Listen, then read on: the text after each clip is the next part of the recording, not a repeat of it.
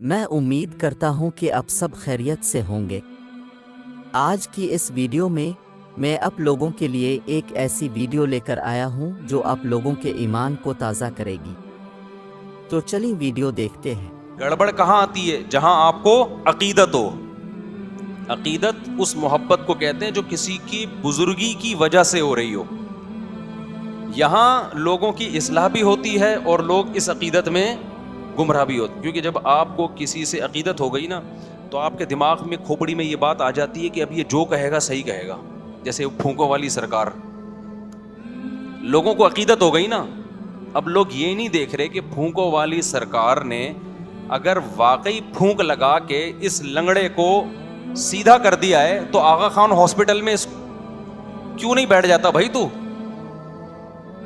Common sense کی بات ہے نا بھائی، اتنے معذور آ رہے ہیں بائکوں سے گرنے والے، آپ ایک سلنڈر میں پھونک بھر کے دے دیں، ہم اسی سلنڈر سے لوگوں کو اسپرے کرتے رہیں گے، ٹانگیں صحیح ہوتی رہیں گی۔ کیا خیال ہے بھائی؟ لیکن عقیدت انسان کو اندھا کر دیتی ہے۔ بس لوگوں نے فرض کر لیا پہنچی ہوئی سرکار ہے، یہ اب پہنچی ہوئی ہے تو جو مرضی جھوٹ بولتی رہے سرکار، بکواس کرتی رہے، الو بناتی رہے، لوگ نہیں پیچھے ہٹنے والے۔ وہ آیا تھا نا کہ کوئی عراقی آیا تھا کچھ دن پہلے، وہ پھونکو لگا کے بڑی اس کی تعریف ہے، جی پھونک لگاتا ہے تو یہ ہو جاتا ہے۔ میں نے کہا 2 نمبر آدمی ہے۔ کہہ رہے نہیں حضرت آپ کو کیا پتا۔ میں نے کہا بھائی کون سی کرامت کی قسم ہے؟ کرامت کا صدور کبھی کبھار کسی سے ہو جاتا ہے، وہ بھی بزرگ ہو۔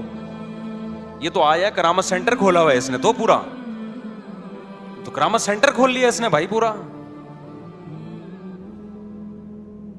تو اتنی کرامتیں تو قرآن میں اہل اللہ کی بیان نہیں ہوئی ہیں جی، ہر ایک کوئی ٹھیک کرتا جا رہا ہے اور جو مسئلہ ہو اس کا حل اس کے پاس موجود ہے۔ لیکن ہمارے بڑے بڑے لوگ متاثر تھے، اس کے بعد جب بھاگا ہے تو پتہ چلا کہ یہ بھی ڈرامہ تھا۔ تو یہ عقیدت ہے انسان کو کیا کر دیتی ہے؟ اندھا۔ اللہ کرے بیوی کو شوہر سے عقیدت ہو جائے، کیا خیال ہے؟ یہ نہیں ہوتی، پتہ نہیں کیا مسئلہ ہے۔ محبت تو کرتی، عقیدت نہیں۔ عقیدت کا مطلب کہ بھائی بس یہ عقیدت میں یہ عقیدہ ہے کہ میرے بہت میاں بہت اچھے بچے کیا ہیں بھائی، محبت ہے مجھے، میرے بچوں کا باپ ہے، گیس بجلی کا بل دے دیتا ہے، بہت اچھا آدمی ہے، محبت ہے اس وجہ سے، بیوہ نہیں ہونا چاہتی، طلاق بھی نہیں چاہتی۔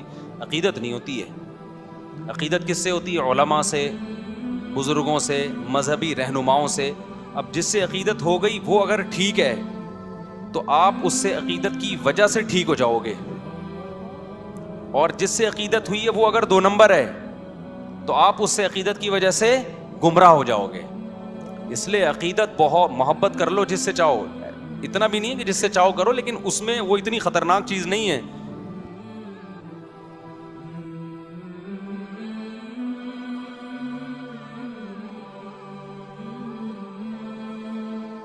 سوچو، بہت دفعہ سوچو، سوچ کو 20 طریقے سے۔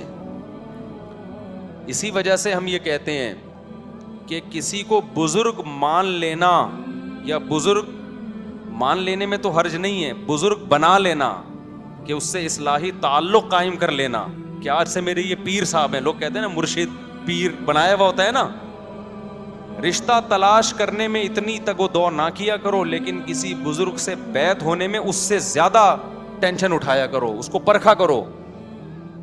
سمجھتے ہو کہ نہیں سمجھتے؟ لوگ بیعت ہوتے ہیں نا، فلاں بزرگ کے ہاتھ پہ بیعت ہو گیا، اس سے اصلاح لے رہا ہوں، یہ بہت مبارک عمل ہے، اس کے بڑے فائدے ہوتے ہیں، لیکن یہ جب مبارک عمل ہے جب جس کے ہاتھ پہ بیعت ہو رہے ہو وہ 2 نمبر آدمی نہ ہو، وہ کیا ہو؟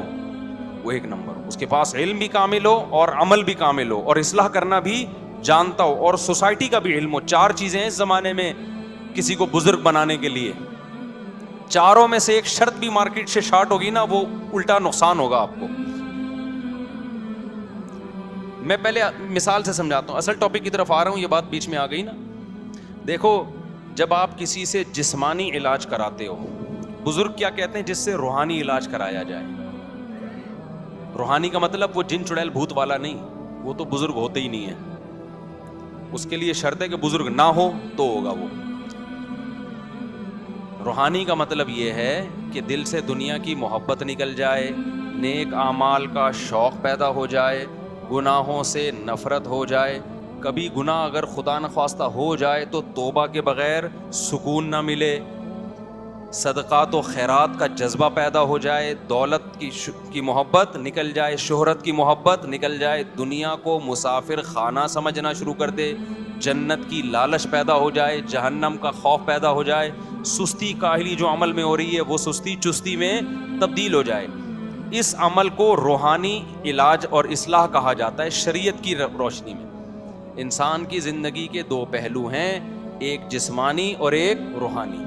جسمانی ڈاکٹر ڈاکٹر کہلاتے ہیں, روحانی ڈاکٹر بزرگ کہلاتے ہیں. سمجھ میں آ رہی بات کہ نہیں آ رہی ہے؟ صحابہ کرام جسمانی علاج حکیم اور طبیب سے کرواتے تھے, روحانی علاج کے لیے اللہ نے کس کو بھیجا؟ محمد صلی اللہ علیہ وسلم کو. کیا مطلب؟ یزکیہم, نبی کا کام ہے ان کا تزکیہ کرنا, ان کو گناہوں سے پاک کرنا, توبہ کروانا ان سے, عقیدہ بھی پاک ہو جائے اور عمل بھی پاک ہو جائے. تو یہ روحانی. تو نبی کے بعد صحابہ روحانی معالج تھے, تابعین کے بعد تابعین تبع تابعین کے لیے. یہ سلسلہ سینہ بسینہ آج تک چلا آ رہا ہے. یہ جو 4 سلسلے نا, نقش بندی, قادری, سہراوردی اور چشتی, یہ چاروں سلسلے اسی کی کڑی ہیں ایک, کہ باقاعدہ پھر اہل اللہ نے, اللہ والوں نے اس کو باقاعدہ ایک مرتب کیا, اس کو ایک نظام بنایا. جیسے فقہ پہلے بکھرا ہوا تھا نا, فقی مسائل, لیکن اس بکھرے ہوئے کام کو فقہا نے سمیٹ کے 4 سلسلوں میں بند کر دیا. حنفی, مالکی, شافعی, حنبلی, چاروں برحق ہیں. تو ایسے ہی جو اصلاح امت کا کام تھا نا, جس کو تصوف نام دیا جاتا ہے, یہ روحانی علاج کہا جاتا ہے, یہ بھی بکھرا ہوا تھا. تو یہ 4 سلسلوں میں کیا ہو گیا؟ بند ہو گیا. چشتی, قادری, سہراوردی اور نقش بندی, اس میں بڑے بڑے بزرگ گزرے ہیں. اب جیسے یہ جو 4 سلسلے حنفی, مالکی, شافعی, حنبلی, اس میں بڑے بڑے فقہا گزرے ہیں, لیکن بدعتی بھی گزرے ہیں. تو ایسے ہی یہ 4 تصوف کے سلسلے میں بڑے بڑے اللہ والے گزرے, مگر 2 نمبر بھی گزرے ہیں. کیونکہ فوراً لوگ مثال دیتے ہیں وہ فلاں 2 نمبر تھا. بھائی 2 نمبر تو ہر طبقے میں ہوتے ہیں نا, اس کا یہ مطلب تھوڑی ہوتا کہ سلسلہ ہی غلط ہو گیا.